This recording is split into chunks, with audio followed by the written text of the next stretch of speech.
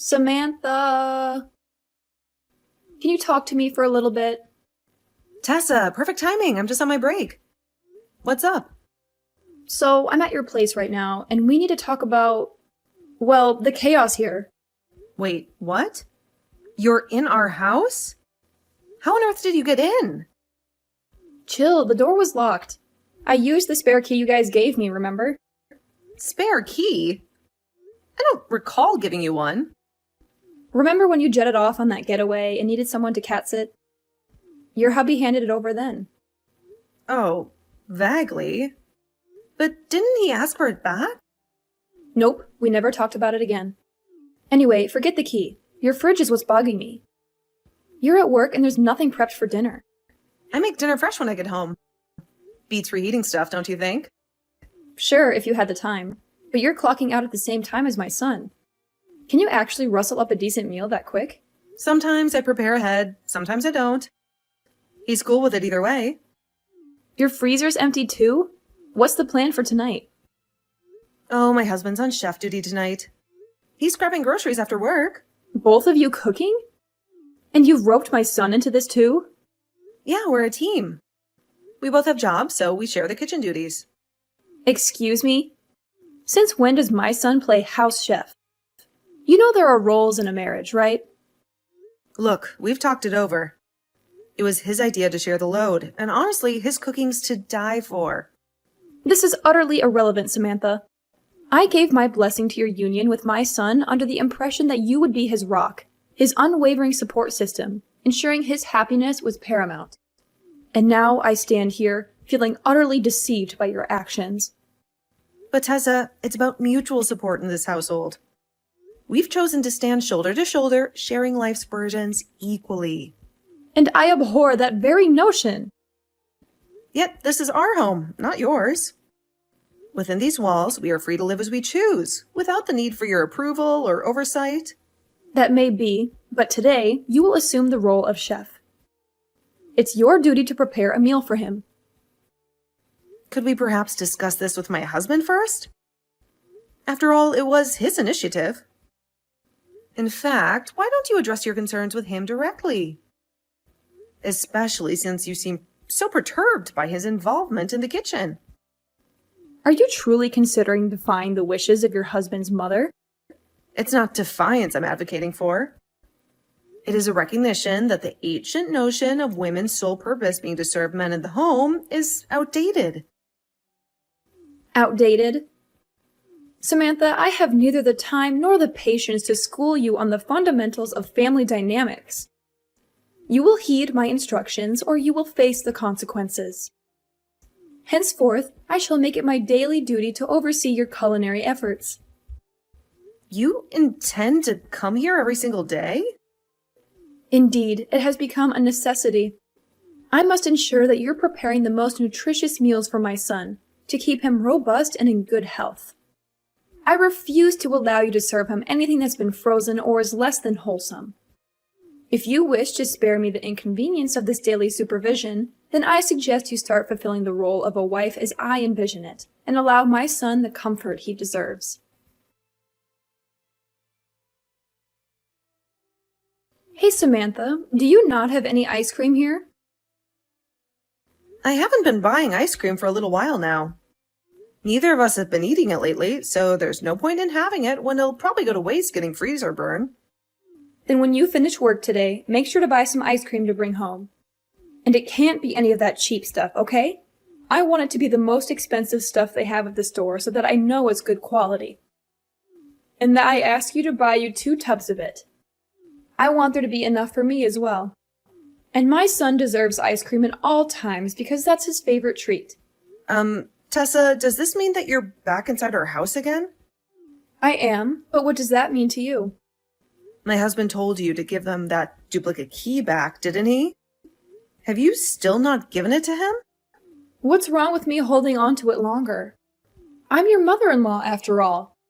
And it was him that gave me this key in the first place back when you went on vacation. And that was because we were both gone for a while and needed someone to check up on the house and our cat.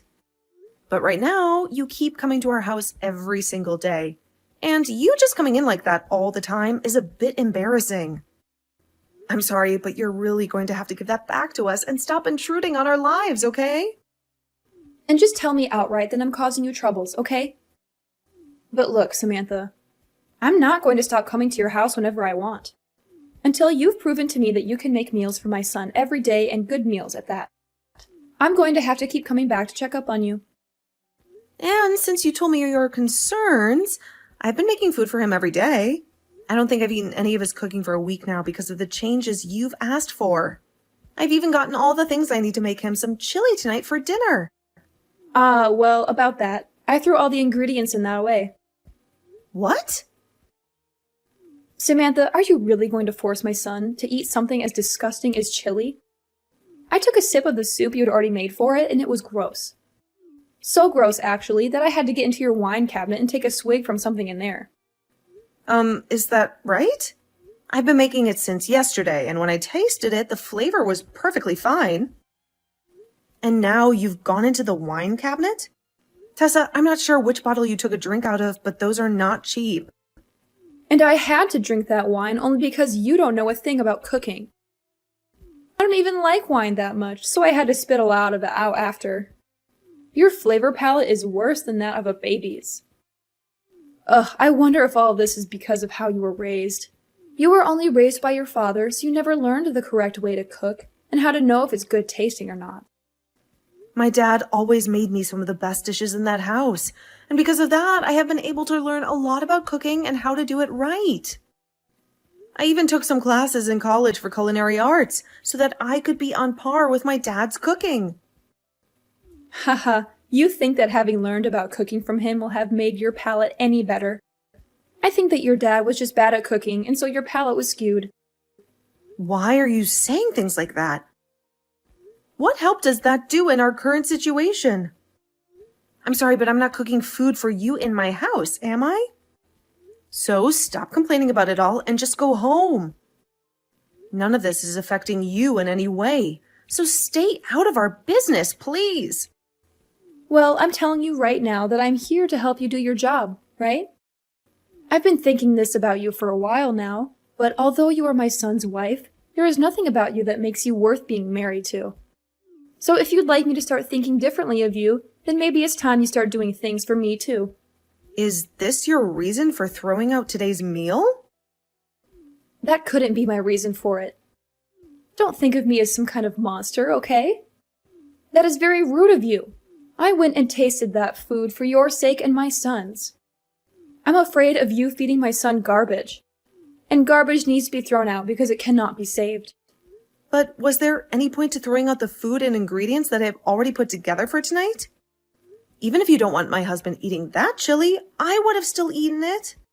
I don't like people wasting food like that when the prices of it all are going up.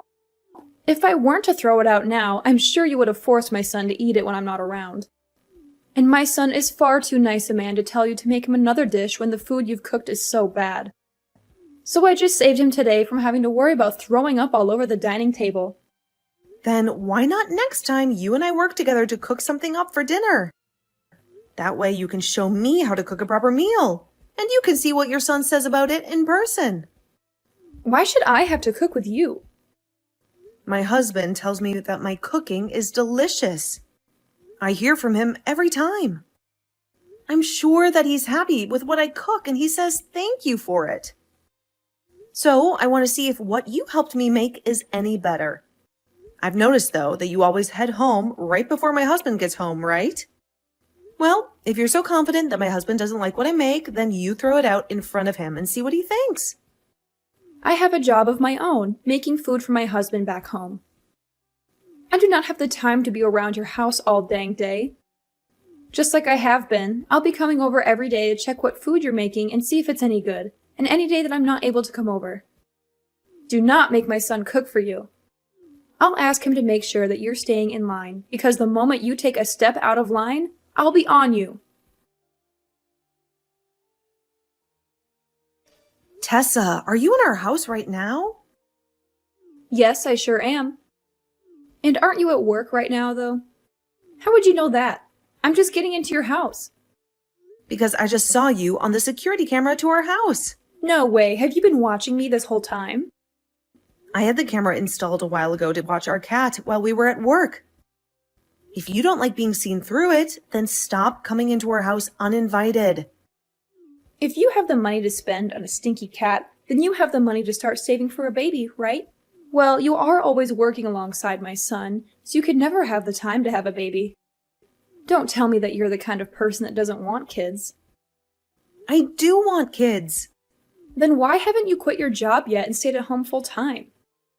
I think that women are a lot more happy being at home, doing chores and raising kids rather than working a job. And I'd be happy if you left me to decide for myself when I want to have and raise kids. You saying things like that all the time will see your healthy eggs go to waste and rot away. You could have said that in a way that was a bit less horrific. Well, I'm just telling you the truth. The way I see it, and another thing. What the hell is this that you've made for dinner? It looks like something someone vomited out. Are you talking about the beef stew that I've made? That's it. When I got a glance of the nasty soup sitting in that bowl, I wanted to vomit. When are you going to be able to cook a decent meal for my son? I'll throw this stew out as well for you today. When you get home today, you make something that's at least half decent for my son to eat. Huh? Is my husband not home right now? Huh? What do you mean? I'm talking about your son right now. He should be at work like you, right? Today is a Tuesday, so the two of you should be getting into another week of work. No, today he has the day off because he had to go to work extra late last week, and so was given the day off as a present.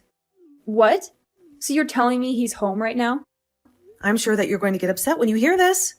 But today I was having my husband cook us our dinner, and my husband told me around lunch today that he had made beef stew for us to eat tonight. Stop making jokes about this. When I came into the house, the only thing here was your cat. Are you trying to get me all worked up by making up lies like that? I knew it. Nope, I'm telling you the truth right now. There was just a noise. It's saying that you've seen my messages, but you're not replying to me. What happened to you? Could this mean that my husband really is there with you?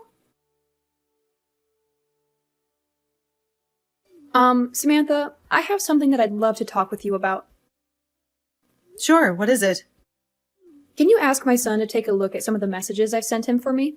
Look, I apologized to the both of you, didn't I? I even handed back that duplicate key to him.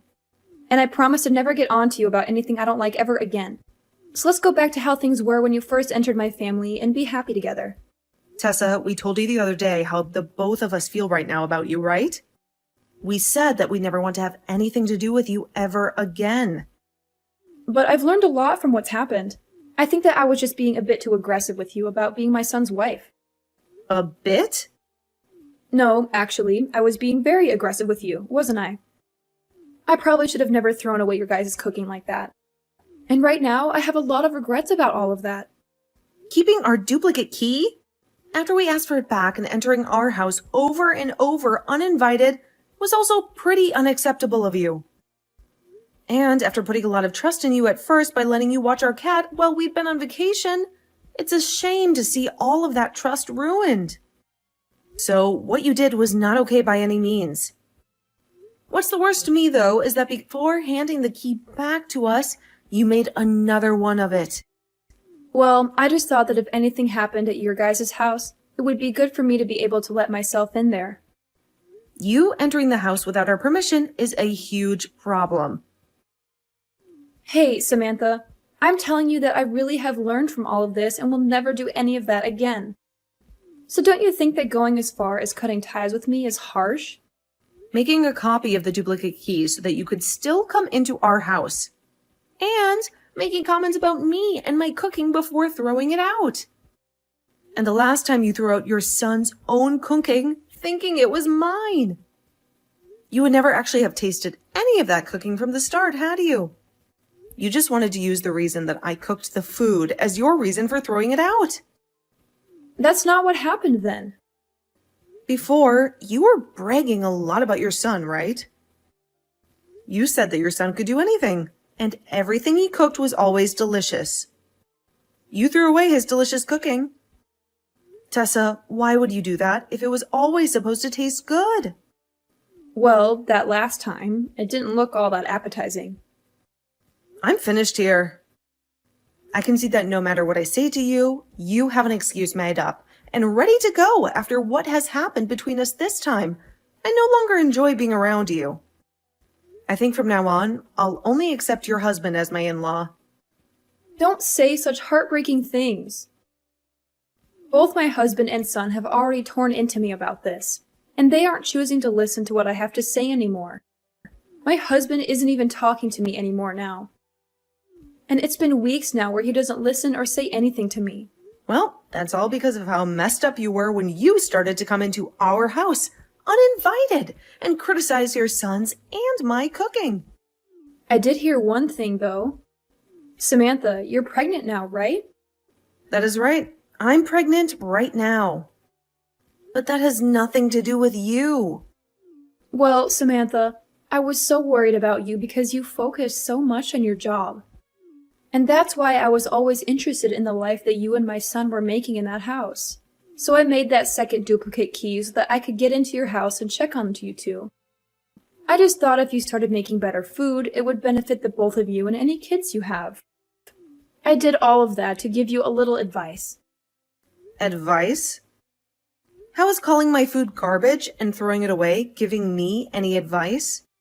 I think I was just struggling to say the right things to you.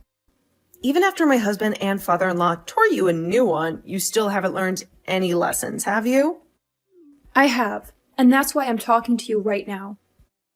This is all too strange, because for the last while now, all I've heard coming out of your mouth are sad excuses for why you did such horrible things. I'm sorry about that. I want to apologize to you for being so rude recently. So please try and find a way to keep my son and yourself from throwing me away. I'd love to be able to meet my grandchildren when they're born, and blaming everything on me like you guys are is too much. If you didn't want to be blamed for everything like you are now, then maybe you should have shut your mouth and been a responsible adult. We trusted you up until the point that you started entering our home without our permission. I was thinking that you and I could have become even closer then. However, you have shown us your true intentions from your actions and made it clear that you don't respect my husband and I. So I don't think I'm going to bother with you anymore. Is that so? Well, if that's the case, then I have something for you. After all of the apologies I've given to you, there has been no forgiveness. So I'm thinking that you're the messed up one in all of this. So I'm going to make it my main goal to fix that awful attitude of yours before I pass away. We aren't going to be seeing one another anymore. So, how are you going to fix my attitude? Could this mean that you made more than just one duplicate key that you're still holding on to? And what if I do have more? Do you have a problem with that? We changed our lock. Then I'll break in through your windows. You guys have a single-story house, so it's not hard for me to get in there. Stop that. We've already moved out of that house. So all you're going to be doing is getting into trouble with the law? Huh? You guys moved? Yes. We understand that you still knowing where our house was meant that there was a chance of you coming back. And we're going to be having our first baby here soon. So we'd like a place where we can focus on raising our baby with no outside distractions. Where did you guys move to? Are you brain dead, Tessa? Why would I tell you that? And don't bother your husband about it because he doesn't know the address either. And if you try to come to our house in any way, my husband is going to come to you and help you understand where the line is at. Samantha, I'm sorry. No matter what you try and say about things now, it's way too late. You even started saying that you'd go as far as breaking into our house through the window. At this point, even if you told me the best apology, I'm not going to let you near us. Well, that was just because I thought I was getting into a pickle with you guys there. That wasn't meant to be anything serious. I don't think anyone would mention something like that after already entering someone's home uninvited on multiple occasions. Samantha, I promise that I'll never do anything to hurt you guys ever again. I won't even be a bother to you both anymore. So can you find it in your heart to allow me one more chance to be your mother-in-law? That chance was me replying to your text today. I'm so sorry. I'm so freaking sorry. I know that you were always looked at so nicely by my husband and son, and that made me jealous to the point that I wanted to pick on you a little bit. So now you're just saying that all of those things you did to me and my husband were because you're a child? I get it. I was a real idiot back then when I did all of that. So please find any way besides throwing me away to deal with me. I'm going to make sure from now on to change my heart and become the best mother-in-law ever. No matter what you say to me, you are not going to change the idea that you cemented in my mind of you. I'm throwing out the trash here. You had your last chance a second ago to tell me that all of this was because you're a child. But instead, you wasted my time with all your crappy excuses. Well, your time is up now, and I need to make sure that my family never has to deal with you in the future. From that day on, silence was my only companion where Tessa's calls used to be. I believe my message is clear. My decision is final, and no amount of flimsy excuses will sway me. So I cut her off. The very idea that someone would dare to copy a key to invade someone else's sanctuary was horrifying, and her audacity in criticizing me left me reeling. However, when confronted by both of her husbands, who expressed disdain for her actions, she began to crumble from her once respected role as mother-in-law, fear evident in her eyes. I had hoped for harmony, a bond I had never known, but now I had that burden lifted.